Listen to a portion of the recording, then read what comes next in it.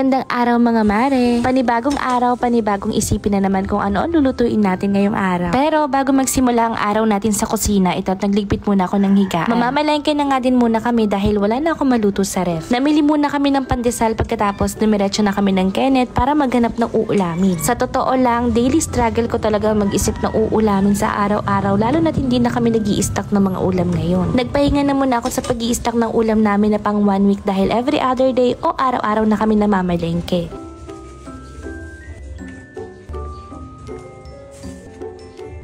Maaga pa naman at bago ako magsimula magluto, ito at nagdilig muna ako ng mga halaman ko dito sa labas ng bahay. O diba, very blood tita tayo mga mare.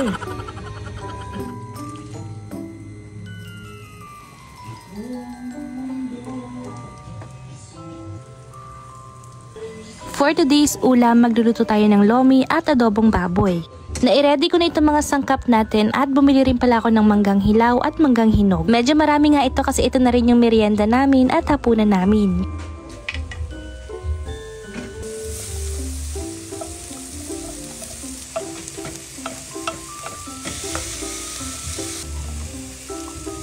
Kapag nag-aadobo ako ay nakasanayan ko na itong ginigisa sa luya, bawang at sibuyas.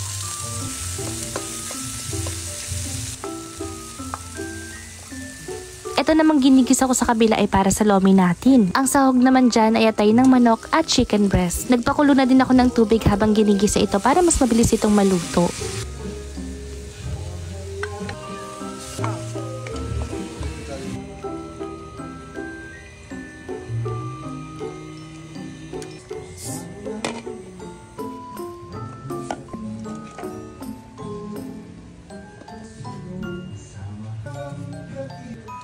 Ito naman yung noodles na gagamitin natin sa pagluto ng lomi. Ito binababad ko sa mainit na tubig pagkatapos binabanlawan ko dahil medyo maalat-alat to.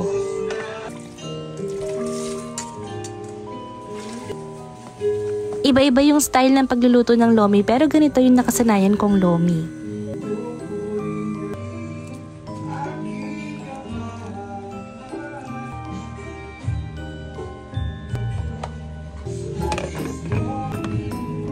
Luto na rin itong adobo natin at ayan nga at hinaluan ko ng itlog. Kapit na rin itong lomi mga mare at maglalagay na ako ng slurry para pampalapot. Dito ay paghahaluin lang natin itong tubig at cornstarch. Tinimplahan ko na rin ng kaunting toyo at asin.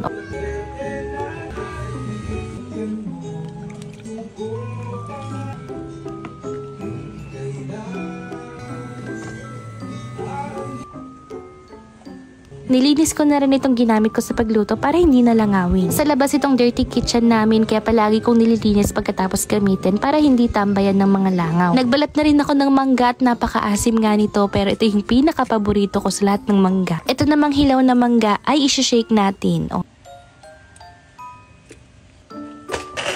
Luto na nga ang pananghalian natin at dahil napakalamig ng simoy ng hangin ngayon, dito kami kakain sa labas.